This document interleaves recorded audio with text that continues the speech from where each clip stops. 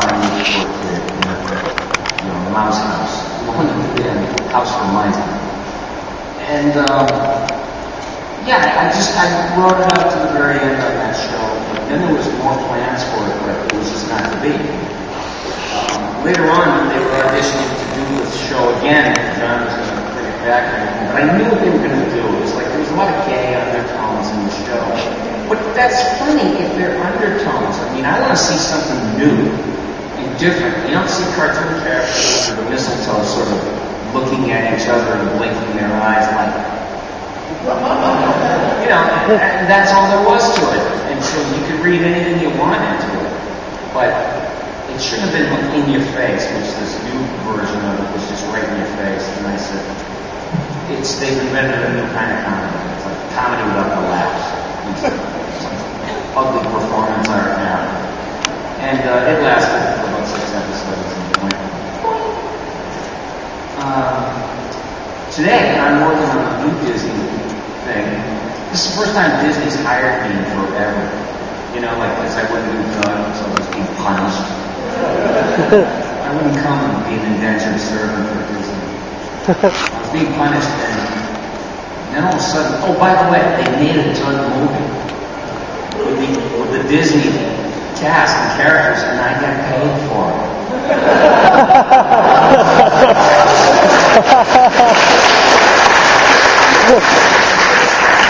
Yeah, somebody made a mistake with what's Billy West. Someone wrote out a check for $80,000. Oops. I think I'll lose this in the bank. And, they did that again, so I wasn't going to get involved with that. But here I am working for Disney. I've worked for them twice in the past few years. I did this show for preschoolers called Jungle Junction, and we did like 52 episodes of it. And they were animals, but they were motorized. They all had they were part car or motor vehicle. It was really cute. And I did 52 of those, and they ran all over the world. I saved up my money so I could go to Milan, Italy, because I wanted to know what the food tasted like. Oh my God, I would move there. I'd move there just to eat. I swear to you, a pizza, a little nothing, humble pizza over there tastes like the greatest thing you've ever had in your life. And then you move on to other stuff. And, oh my God, it was just like I didn't want to come home. I was like, just hooked. I said, how come you go in so good? I don't speak Italian. The girls are nice though. They're really nice. And I'm a German. Like hanging around with nice American people. And then I'm doing 7D now. It's going to come out like the end of the year. And it's just a new take on the Seven Dwarfs. And I play Bashful. I said, well, it's better than nothing. It's better than a shark sticking in the eye. And that Bashful's kind of a nothing character. He just doesn't say much, and he just gets embarrassed and his face turns red. I said, this has got to end. This has got to stop now. And I went crazy with the part. And it turns out this Bashful has a whole other side to it. And you'll see it. I hope you watch it. With your kids, or if you don't have kids, maybe pretend to be one. I'm still doing that. I never grew up. Why? Because the minute you forget how to be playful, is the day you turn into an old buzzard. Geezer. You forget what it's like to play like children. Because they're free. They're totally free. They're totally imaginative. And, I don't know. I was 10 years old. I lived in a crazy house. And I swear to you, in my car cards at 10 years old, I realized that all adults were full of shit. Honest to God, I realized that I tested people, like I used to get hit all the time with my dad. I realized that he would keep smacking me until I broke down crying. So in other words, it had nothing to do with punishment. It had everything to do with S&M. And I would stop. I would plan, okay, I'm going to break down now after 10 slaps. That's all I could take, wax. And then I'd break down, and he'd stop. And I said, this blows. This is based on nothing. This is just horrible parenting. And, I started to get this feeling like I was smarter than most of the adults I was around, and that I just somehow didn't belong there. But where could I go? I couldn't just vaporize and live in ancient Egypt or something. And so I just lived in this tiny little fantasy world. And I know, and I'm preaching to the choir, and that's what this world is all about.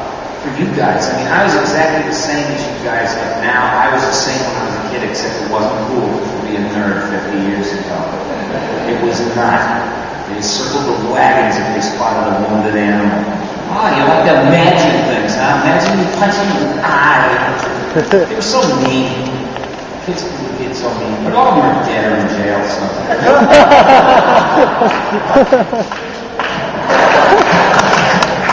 It's good to win. No, but I mean, I just saw the future coming. I said, these people's lives are going to be over the last year of high school. It's over. And they, and then we wound up, we woke up in America that didn't have any jobs for anybody.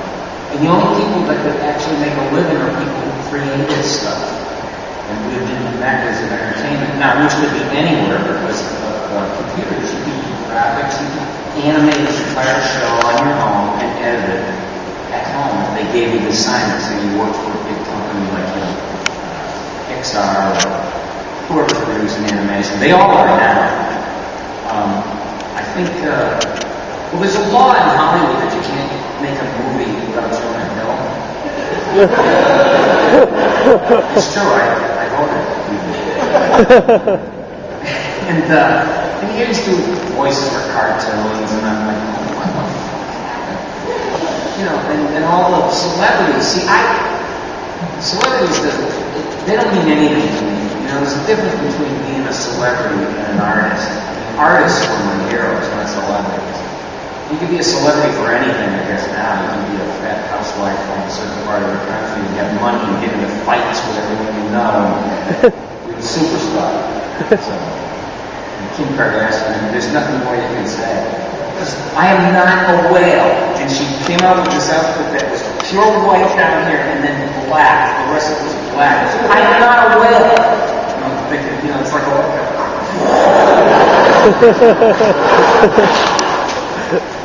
I am not a whale. And, they start just using every celebrity, and the thing is they are not voice actors. They don't know anything about that crap because they can just show up and be whoever they are and whatever they sound like, which is just them. There's no alchemy. I always thought the art was to come into a room and there's all these guys looking at you like you're the answer to our problem. We have bar 11 on the table and we need you to come in and turn it to gold before you leave. And we were like, of course, I'll create custom characters to your specifications. You just keep telling me what you want. And then when you leave, it's like something that was created out of nothing. And that's what the beauty of it is. Celebrity comes in, it's a done deal. They're already drawing the character to look like exactly who the celebrity is to do the voice. And so I thought, that's not bringing any art to it. I was really bitching about it. And one old-time voice actor said to me, I don't know where you get the balls to do that, but I said, I'm glad you do that because there's a lot of kids out there that are thinking about doing that.